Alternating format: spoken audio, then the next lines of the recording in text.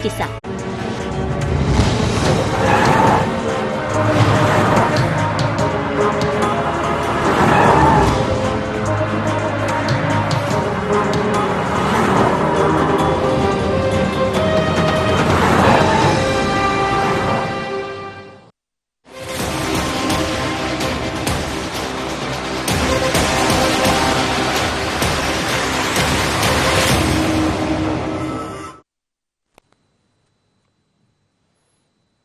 नमस्कार, आप देख रहे हैं एनडी स्पेशल। मैं हूं आपके साथ सुनील विश्वकर्मा।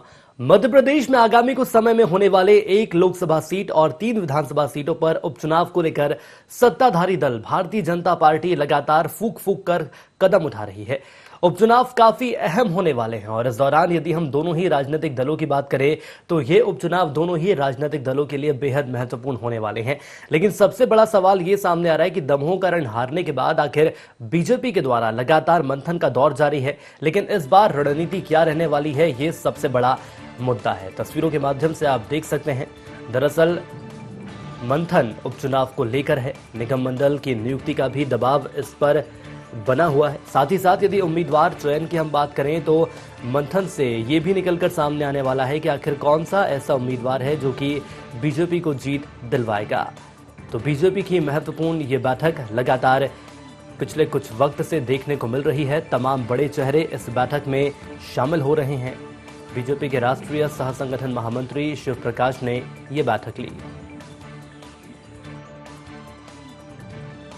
मन की बात के साथ संगठन के तत्व को भी उन्होंने ये कह दिया माननीय राष्ट्रीय अध्यक्ष जी ने कि मन की बात के साथ हमारी बूथ की बैठक भी होगी, तो संगठन भी सशक्तिकरण सुदृढ़ीकरण में मन की बात की भूमिका बन रही है। तो मैं माननीय प्रधानमंत्री जी का हृदय से आभार व्यक्त करता हूं। उन्होंने जिन बातों का उल्लेख किया है उन सारे मुद्दों पर जो माननीय प्रधानमंत्री जी ने आज आजादी के 75 वर्ष सुभाष चंद्र बोस जहां पर आजाद हिंद फौज के उन्होंने जो बड़े प्रयास और काम किया था उस स्थान का भी आज उल्लेख किया माननीय प्रधानमंत्री जी ने। उन सारे मुद्दों पर मैं आज उनका अभिनंदन करता हूं। माननीय प्रधानमंत्री जी ने हम सबको जो प्रेरित किया है, बूथ बूथ पर भारतीय जनता पार्टी के कार्यकर्ता मन की बात के कार्यक्रम के साथ उन मुद्दों को जमीन पर ले जाने का काम हम सब मिलजुल करके कर रहे हैं। तो आपको बता दें कि लगातार बैठकों का दौर जारी है और यदि इस दौरान हम बीजेपी के तमाम वरिष्ठ नेताओं या दिग्गजों की बात कर लें तो इस बैठक में प्रदेश के मुख्यमंत्री शिवराज सिंह चौहान, बीजेपी प्रदेश अध्यक्ष वीडी शर्मा भी शामिल हुए। साथ ही साथ प्रदेश सह संगठन महामंत्री हितानंद शर्मा भी इस दौरान शामिल हुए हैं और कहा यह जा रहा है कि आगामी उपचुनाव को देखते हुए आखिर रणनीति तय कर ली गई है। तमाम मंत्रियों को बड़ी जिम्मेदारी दी जा सकती है और उस लिस्ट में खासतौर पर मंत्री तुलसी सिलावट, कमल पटेल, विजय शाह शामिल हुए हैं। इसके साथ ही साथ मंत्री मोहन यादव और इंदर सिंह परमार पर भी विशेष दारोमदार हो सकता है। दरअसल उपचुनाव और नगरीय निकाय चुनाव को देखते हुए मंत्रियों के साथ इस बैठक में मंथन हुआ है और मंत्रियों को बड़ी जिम्मेदारी दी जा सकती है। कहा यह जा रहा है कि क्षेत्रवार मंत्रियों को बड़ी जिम्मेदारी दी जाएगी। और यदि सबसे पहले बात करते हैं खंडवा लोकसभा उपचुनाव की, तो इसे लेकर अलग अलग चर्चा हुई है। दरअसल इंदौर सांसद शंकर लालवानी और विधायक रमेश मेंदोला इस बैठक में शामिल हुए। तो आपको बता दें कि आगामी चुनावों को देखते हुए लगातार बैठकों का दौर जारी है और आज इसी मुद्दे पर हम चर्चा करने वाले हैं और वरिष्ठ पत्रकार गौरव चतुर्वेदी जी हमारे साथ जुड़ चुके हैं। गौरव जी, बहुत स्वागत है आपका एनडी 24 में। जी नमस्कार। सबसे पहले समझना चाहूंगा सर, यदि उपचुनाव की मैं बात करूं तो उपचुनाव दोनों ही राजनीतिक दलों के लिए बेहद महत्वपूर्ण होने वाला है, लेकिन देखा गया कि दमोह का रण हारने के बाद बीजेपी में लगातार मंथन और चिंतन का दौर जारी है। एक बार फिर एक बड़ी बैठक रखी गई जिसमें मुख्यमंत्री से लेकर प्रदेश पदाधिकारी और यदि मंत्रियों की बात करें तो तमाम जिम्मेदार मौजूद रहे हैं। समझना चाहूंगा आखिर इस मंथन से क्या निकलकर सामने आया। देखिए, स्वाभाविक तौर पर जो पूरे देश की स्थिति पिछले कोविड काल में और महंगाई के कारण रही है और इसी दरमियान दमोह का उपचुनाव हुआ था और दमोह के उपचुनाव में भारतीय जनता पार्टी को शिकस्त खाना पड़ी। दुर्भाग्यवश 3 विधायकों की मृत्यु हो गई और एक सांसद की मृत्यु हो गई, जिसके कारण अब चुनाव संभावित है। तो 3 विधानसभा के उपचुनाव होना और एक लोकसभा का उपचुनाव होना है। आगामी आम लोकसभा चुनावों में 2 साल का समय है, 2.5 साल का समय है। ऐसी परिस्थिति में यह चुनाव भारी महत्वपूर्ण हो जाते हैं भारतीय जनता पार्टी के केंद्रीय नेतृत्व के लिए भी और मध्य प्रदेश के नेतृत्व के लिए भी। जी। जो अव्यवस्थाएं सामने आई थी और जिसके कारण जो परिणाम विपरीत आया था, ये भारतीय जनता पार्टी को आकलन करने की आवश्यकता हो रही है और इसलिए इस तरीके की लंबी बैठकें चल रही हैं। ये बहुत ही महत्वपूर्ण चुनाव भारतीय जनता पार्टी के लिए भी है और कांग्रेस के लिए भी। बिल्कुल सर, बीजेपी और कांग्रेस दोनों ही दलों की यदि बात करें तो महत्वपूर्ण ये चुनाव है। हमारे साथ विभा पटेल जी जुड़ चुके हैं, प्रवक्ता हैं कांग्रेस से, और मीडिया पैनलिस्ट बीजेपी से कृष्ण गोपाल पाठक जी भी जुड़ चुके हैं। सबसे पहले पाठक जी, मैं आप ही के पास आना चाहूंगा और समझना चाहूंगा, यदि विपक्ष की बात कर लें तो विपक्ष का तो ये कहना है कि मुद्दों की कोई कमी नहीं है, कोरोना संकट हो, बढ़ती महंगाई हो या किसानों की समस्या हो। और इस बीच यदि दमोह की यदि मैं बात करता हूं तो वो रण बीजेपी हार चुकी है, लेकिन बीजेपी हमेशा चुनावी मोड में रहने वाली पार्टी है। एक बार फिर मंथन का दौर देखने को मिल रहा है भाजपा में। देखिए सुनील जी, मोटी मोटी 3-4 बातें हैं। पहली चीज तो दमोह उपचुनाव का बार बार जिक्र होता है, लेकिन दमोह के साथ साथ उन 28 विधानसभा चुनावों की गणना करना कांग्रेस पार्टी या समीक्षक भूल जाते हैं, जहां पर 19 पर भारतीय जनता पार्टी उपचुनाव में जीती। यानी कि मध्य प्रदेश में नई सरकार बनने के बाद 29 विधानसभा क्षेत्रों में उपचुनाव हुए हैं, जिनमें से 19 पर भारतीय जनता पार्टी जीती है, 10 पर कांग्रेस पार्टी जीती है। और मजे की बात तो यह है सुनील जी कि ये सारे की सारी विधानसभा सीटें भारतीय जनता पार्टी ने कांग्रेस पार्टी से छीनी है। यानी कि कांग्रेस पार्टी के विधायक यहाँ पर हुआ करते थे।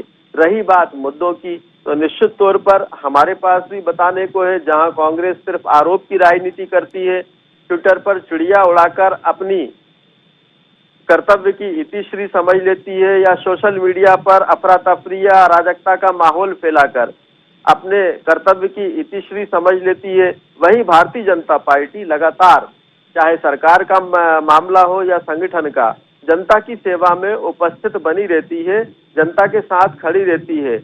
आप ही बताइए सुनील जी, अभी हमने 3 महीने पहले कोविड की दूसरी वेब को देखा है और झेला है। भारतीय जनता पार्टी ने अपने जिला कार्यालयों तक को कोविड केयर सेंटर में तब्दील कर दिया, बैतूल बुक कर दिया, भोपाल में 1000 बेड का माधव सेवा केंद्र बना दिया। लेकिन कांग्रेस पार्टी कहाँ थी? कमलनाथ जी कहाँ थे? दिग्विजय सिंह जी कहाँ थे? जीतू पटवारी जी कहाँ थे? सुरेश पचौरी जी कहाँ थे?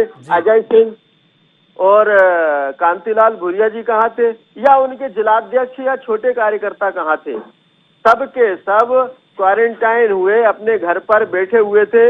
और जैसे ही दूसरी लहर गई कोरोना की, स्थितियां सामान्य होना शुरू हुई, अपने अपने दड़बों से निकलकर, घरों से निकलकर आ गए, ट्विटर पर चिड़िया उड़ाने के लिए, फेसबुक पर पोस्ट डालकर अपनी उपस्थिति दर्ज कराने के लिए। जनता ने ये 2 पार्टियों के कार्यकर्ता और संगठन का सेवा भाव महसूस किया है और देखा है। यही स्थिति जो मध्य प्रदेश में कांग्रेस पार्टी की रही, वो पूरे देश में भी रही। तीसरी बात, कांग्रेस पार्टी भारतीय जनता पार्टी को घेरने की बात करती है। जो पार्टी अपने प्रदेश कार्यालय का ताला नहीं खोल पा रही, जो पार्टी अपने प्रदेश कार्यालय को जीवंतता प्रदान नहीं कर पा रही, वो भारतीय जनता पार्टी से संगठन के तौर पर क्या मुकाबला करेगी? बिल्कुल सर, मुकाबला क्या होगा समझ लूंगा। विभा पटेल जी हमारे साथ जुड़े हुए हैं, प्रवक्ता हैं कांग्रेस से। मैडम, बहुत स्वागत है आपका ND24 में। जी नमस्कार। मैडम, यदि बात करें विधानसभा चुनावों की बात कर ली जाए, एक लोकसभा सीट की बात कर ली जाए, तो आगामी चुनाव बेहद महत्वपूर्ण न सिर्फ बीजेपी के लिए, कांग्रेस के लिए भी ये चुनाव उतने ही महत्वपूर्ण है। दमोह का रण आप लोगों ने जीता, इसके बाद क्या रणनीति रहेगी आपकी? और खास बात यह भी है कि बीजेपी का ये मानना है कि भले ही हमारी पूरी सरकार दमोह में मौजूद रही और वो चुनाव हम हार गए, लेकिन इसके बावजूद भी बीजेपी की सेहत पर कोई असर नहीं। देखिए सुनील जी, ये जो अभी मैं बातें सुन रही थी, बड़ी हास्यास्पद बातें ये प्रवक्ता जी कर रहे थे। भारतीय जनता पार्टी राष्ट्रीय पार्टी है, अपने आप को पूरे विश्व की सबसे बड़ी पार्टी कहती है, और इस तरह की हास्यास्पद बातें करना, हमने क्वारंटाइन सेंटर अपने जिला केंद्रों तक को बना दिए। अरे भाई, क्यों आवश्यकता पड़ी? क्यों आपका इंतजाम पहले से नहीं था? आज आप भोपाल में जिस क्वारंटाइन सेंटर की बात कर रहे हैं, जहां लाल परेड में आपने लाखों रुपए खर्च करके सेंटर बनाया, वो पैसे किसके थे? भारतीय जनता पार्टी के पास वो निधि कहाँ से आई? क्या इनके विधायकों ने अपनी जेब से पैसे दिए थे? एक बात। दूसरी बात मैं ये कहना चाहती हूँ, ये कह रहे हैं हमने सरकार में हमने 19 सीटें जीती। अरे आपने तो 22 विधायक खरीद लिए, 19 सीटों की तो आप बात कहाँ कर रहे हैं? आपको ध्यान होना चाहिए 16 सीटें जो सिंधिया जी के प्रभाव क्षेत्र की मानी जाती थी, वहां पे 8 से ज्यादा सीटें कांग्रेस पार्टी ने न केवल जीती बल्कि इनके मंत्रियों तक को धूल चटाई। देखिए, ये बातें करने से कोई जिम्मेदारी का खात्मा नहीं हो जाता। भारतीय जनता पार्टी आज सत्ता में है और ये दूसरी वेव में जिस तरह से हमने शमशान घाटों पर लोगों के लोगों को अपने परिजनों का दाह संस्कार करने के लिए लाइन में लगे देखा, ये आपकी हमारी सबकी जिंदगी में शायद पहली बार होगा और हम लोग ये उम्मीद करते हैं कि भविष्य में कभी भी हमें ऐसे दृश्य ना देखने पड़े। आखिर ये अव्यवस्थाएं क्यों फैली? क्यों प्रदेश में ऑक्सीजन की कमी रही? इनके मुख्यमंत्री जी फोन करते हैं माननीय कमलनाथ जी को कि हमें आप ऑक्सीजन दिलवाइए, और कमलनाथ जी ने, मैं पूरी जिम्मेदारी से कहना चाहती हूँ कि सहयोगात्मक रवैया अपनाते हुए न केवल ऑक्सीजन उपलब्ध कराए बल्कि सभी कांग्रेस जन को ये निर्देशित किया कि हमें कहीं पे भी इसमें राजनीतिकरण नहीं करना, सेवा भाव से हम जितना काम कर सकें हमें उतना करना है। लेकिन मैडम, बीजेपी का तो ये मानना है कि संकट के दौर में कांग्रेस बाहर ही नहीं निकली। देखिए, ये वाहवाही लूटने के लिए अपनी पीठ थपथपाना एक अच्छी आदत नहीं है। यदि कांग्रेस चाहती तो विपक्षी दल होने के नाते हम जगह जगह पर विरोध प्रदर्शन कर सकते थे, लोगों को हवा दे सकते थे, लेकिन हमने अपनी जिम्मेदारी का निर्वहन किया। क्या आपने नहीं देखा? आपकी चैनल के जो भी कैमरामैन है उन्होंने नहीं देखा कि शमशान घाटों पे किस तरह से लाइन लगी रही, किस तरह से ऑक्सीजन की कमी के कारण न केवल भोपाल में जैसी राजधानी में बल्कि सुदूर अंचलों में सभी जगह पर हर व्यक्ति अपने परिजनों के लिए ऑक्सीजन, इंजेक्शन सब तलाशते फिर रहा था। देखिए, ये जो अव्यवस्थाएं हैं जो एक आम जनता ने झेली हैं, जो आम व्यक्ति ने महसूस किया है, इन अव्यवस्थाओं का जवाब भारतीय जनता पार्टी को न केवल नगरीय निकाय चुनावों में बल्कि विधानसभा चुनाव और लोकसभा चुनाव में भी देना पड़ेगा। आज भारतीय जनता पार्टी शासन में है, इसीलिए जनता के प्रति जिम्मेदारी भारतीय जनता पार्टी के नेताओं की बनती है, मुख्यमंत्री की बनती है, शासन में बैठे मंत्रियों की बनती है। केवल अपनी वाहवाही जिम्मेदारी बनती है। इसीलिए हो सकता है सरकार का ये भी मानना है कि यदि तीसरी वेव आती भी है तो हम लोग उसके लिए पूरी तरह से तैयार हैं। मैं आप दोनों को रोकना चाहूंगा और गौरव जी के पास आना चाहूंगा। गौरव जी, यदि बात कर लेते हैं आगामी चुनावों की, तो ये तो बात साफ हो गई है कि कांग्रेस के पास मुद्दों की कोई कमी नहीं है और बीजेपी का यह मानना है कि संकट के दौर में हम जनता के साथ खड़े रहे। लेकिन इसके अलावा यदि तीसरे पहलू की हम बात करें तो कौन से ऐसे मुद्दे हैं जो कि आगामी चुनावों में छाए रहेंगे? देखिए, सबसे पहला मुद्दा तो महंगाई है। कृष्ण गोपाल पाठक जी बता रहे थे कि 28 उपचुनाव और दमोह के उपचुनाव में अंतर था। तो 28 उपचुनाव जब हुए थे तब देश की स्थिति बिल्कुल अलग थी, कोरोना की पहली लहर थी, महंगाई अपने चरम पर नहीं। लेकिन अगर हम दूसरी लहर की बात करें तो दूसरी लहर के पहले जो हालात बने, उन हालातों को देख करके दमोह की जनता ने अपना वोट दिया था। अब जो आगामी चुनाव हैं उनमें कोरोना की इस दूसरी लहर के दौरान जो अव्यवस्थाएं हुई, जो जनहानि हुई, उसको लेकर के आम जनता के मन में सरकार के प्रति एक नाराजगी है।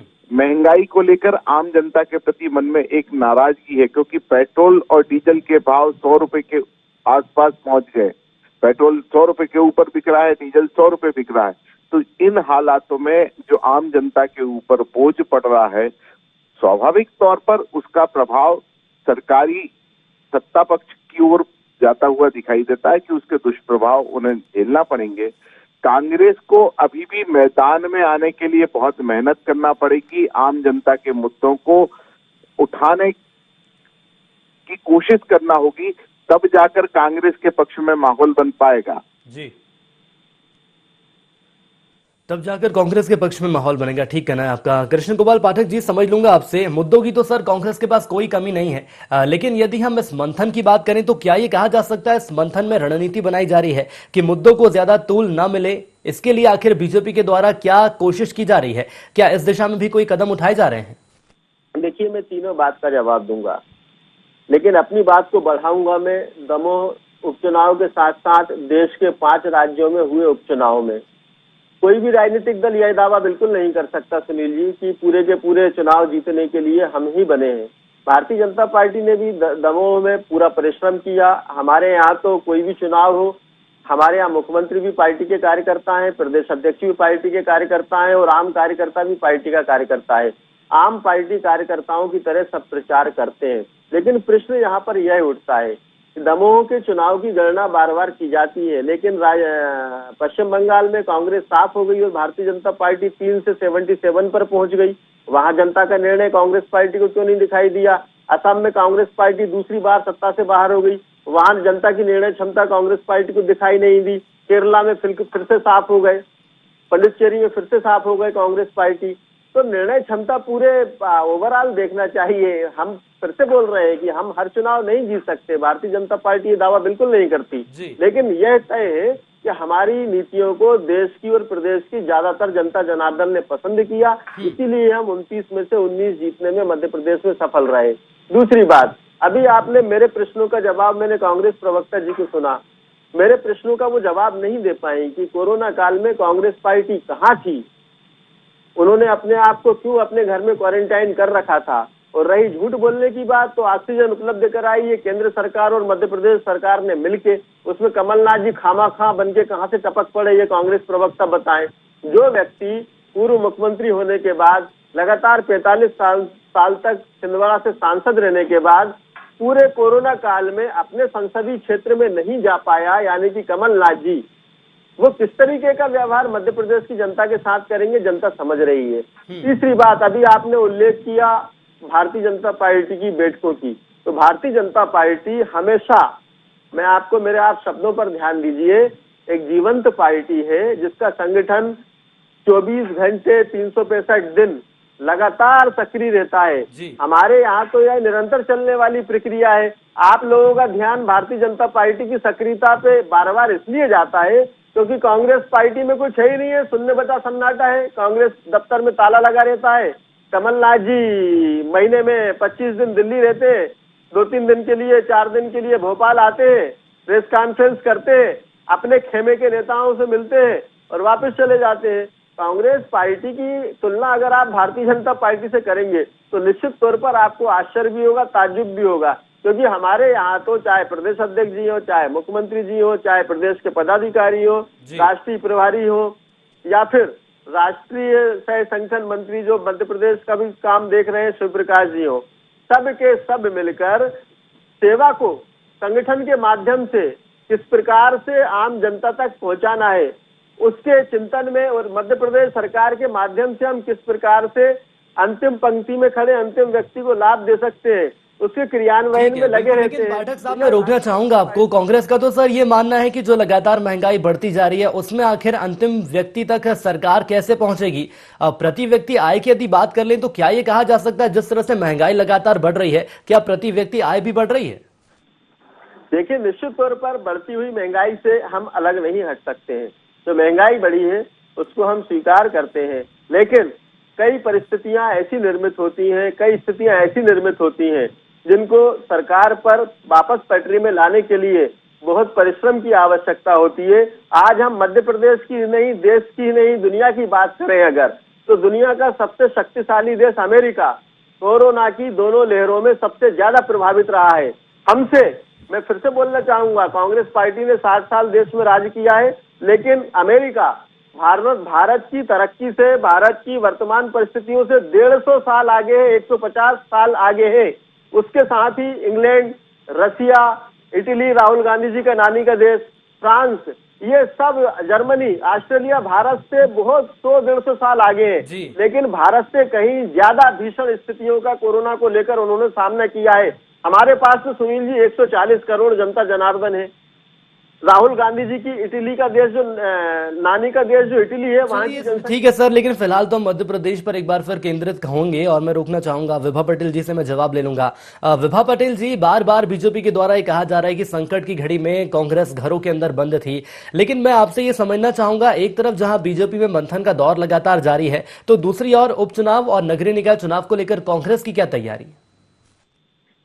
देखिए, मैं तो अभी पाठक जी की बात सुन रही थी, वो मध्य प्रदेश को छोड़कर विदेश में ज्यादा घूम रहे थे। ये जिस तरह की बात कर रहे हैं, मुझे समझ में नहीं आता कि आखिर ये अपनी मुद्दों पर बात क्यों नहीं करते हैं। दरअसल इनके पास कुछ कहने के लिए है ही नहीं। मैंने जिम्मेदारी से कहा और पूरी जिम्मेदारी से फिर मैं उस बात को दोहरा रही हूँ कि मुख्यमंत्री शिवराज सिंह जी ने स्वयं कमलनाथ जी को फोन किया और कमलनाथ जी ने ऑक्सीजन इनको उपलब्ध करवाई, और उनके सचिव विवेक अग्रवाल जी ने भी बात की। दूसरी बात मैं इनको कहना चाहती हूँ, ये बार बार कह रहे हैं कांग्रेस भवन में ताला लगा हुआ है। किस दिन आप देख कर आए कांग्रेस भवन में ताला लगा? मैं तो आपसे कहती हूँ, आपसे अपना खुद का कार्यालय नहीं संभलता, कार्यालय के पीछे कचरे का ढेर रहता है, वो आप लोगों से साफ नहीं होता। अरे नगरीय निकाय चुनाव की आप तैयारी करने जा रहे हैं, मेहरबानी करके आप ये तो देखें भोपाल की राजधानी की क्या स्थिति है, आप ये तो देखें अन्य शहरों की क्या स्थिति है। सड़कें आप बनवा नहीं पाते, महंगाई से जनता त्राई त्राई कर रही है और आप घूमने लग जाते हैं। आप घूमने चले जाते हैं जर्मनी और फ्रांस और पता नहीं कहाँ कहाँ। देखिए, जब जनता आपसे बात करेगी तो आपसे स्थानीय मुद्दों की बात करेगी। आप अभी बात कर रहे थे मणिपुर के सरकार बनाने की। मैं आपसे कहना चाहती हूँ, नॉर्थ ईस्ट में जब आपने खरीद फरोख्त करके सरकार बनाई थी तो आप लोगों की असल में आदतें खराब हो चुकी हैं। इसी तरह इनकी आदत खराब हुई मध्य प्रदेश में। इनने 22 विधायक खरीदे और खरीद के जब इन्होंने सरकार बना ली तो ये तो उसको समझने लगे कि जनता ने इनको जनादेश दिया है, लेकिन सत्यता ये है कि जनता इन्हें नकार चुकी थी। जनता इन्हें समझा चुकी थी कि हमें आप पसंद नहीं है। उसके बावजूद इन्होंने जिस तरह से सरकार बनाई उसका प्रतिफल इन्हें अब फिर नगरीय निकाय चुनाव में देखने को मिलने वाला है। और इसीलिए ये यहाँ की बात नहीं करेंगे, ये सामने आए हुए मुद्दों की बात नहीं करेंगे, ये इस बात की बात नहीं करेंगे कि पेट्रोल डीजल महंगा क्यों हो रहा है। ये जवाब भी नहीं देंगे कि आज सरसों का तेल, खाने का तेल क्यों महंगा हो रहा है। जनता महंगाई से त्राई त्राई कर रही है। रोज बेरोजगार नवयुवक सड़कों पर घूम रहे हैं, उनके लिए इन्होंने क्या किया? 2 करोड़ लोगों को प्रतिवर्ष रोजगार देने की बात थी और आज बेरोजगारी चरम सीमा पे है, ये उसका भी जवाब नहीं देंगे। देखिए, मैं आपको ये बताना चाहती हूँ सुनील जी कि जब भी भारतीय जनता पार्टी का जनाधार भारतीय जनता पार्टी को खिसकता नजर आता है, तब वो इधर उधर की बातें करने लगते हैं। देखिए, आज जनता बहुत समझदार है। जनता ये देखती है कि हमारे जो मुद्दे हैं, हम जिनसे रोज 2-4 हो रहे हैं, आखिर उनका निराकरण करने में कौन सहमत है, कौन सक्षम है। कमलनाथ जी ने 100 रुपए में 100 यूनिट देने की बात की नहीं की थी, जनता को 100 रुपए में 100 यूनिट बिजली दी थी। रोकना चाहूंगा, बीजेपी तो कह रही है कि मंत्रियों को जिम्मेदारी दी जाएगी, मंत्री जनता के बीच पहुंचेंगे, जानेंगे कि आखिर उनकी क्या समस्याएं हैं। नहीं होगा। देखिए, कुल मिला के स्थितियां ये हैं कि कांग्रेस जब नगरीय निकाय चुनाव में जाएगी तो स्थानीय मुद्दों की बात करेगी, जनता के पास जनता की जो समस्याएं हैं और हमने उनका जिन कठिन परिस्थितियों में साथ दिया है, जनता हमें उसका सहयोग देगी। और ये लोग बातें चाहे कितनी भी क्यों ना करें, चाहे कितनी भी घुमावदार बातें क्यों ना करें, जनता आज सब समझ रही है और आगे आने वाले चुनावों में इन्हें उन सब परिस्थितियों का जवाब देना पड़ेगा। आप देखिए, मेट्रो की स्थिति फिर से क्या हो गई। कांग्रेस के समय में थोड़ी सी गति आई थी, आज फिर वही हो गया कि मेट्रो 2024 के बाद भोपाल को मिल पाएगी।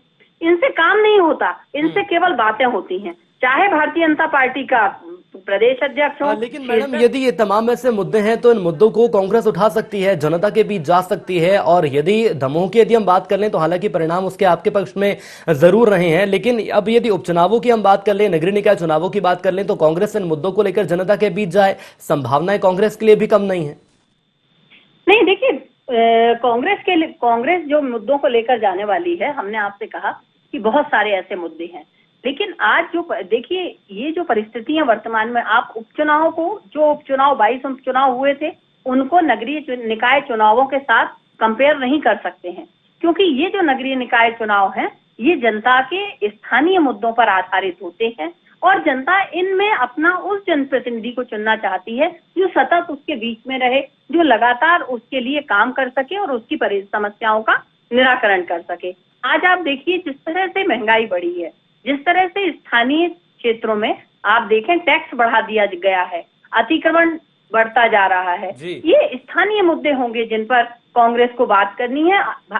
असल में भारतीय जनता पार्टी, जिस तरह से उत्तर प्रदेश चुनाव में इनके जनप्रतिनिधि नहीं चुने गए थे ज्यादा, वहां पर इनको हार का सामना करना पड़ा था, लेकिन इन्होंने बल्ब का प्रयोग करके, खरीद फरोख्त करके जिस तरह से अपने जिला प्रमुख बनाए हैं, उसमें ये समझ रहे हैं कि जनता बेवकूफ है और जनता को, यदि जनता हमें वोट नहीं भी देगी तो भी हम किसी भी तरह से यहाँ पर नगरीय निकाय में विजय हासिल कर लेंगे। ये तो खैर आने वाले वक्त में साफ हो जाएगा कि जनता किसके साथ है। वक्त की कमी है मेरे पास और आप तीनों मेहमान हमारे साथ जुड़े, इसके लिए आप तीनों का बहुत धन्यवाद।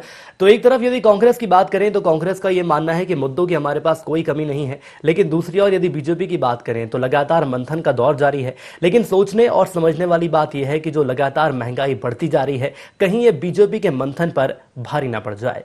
इसी के साथ IND स्पेशल में इतना ही। दीजिए इजाजत, नमस्कार।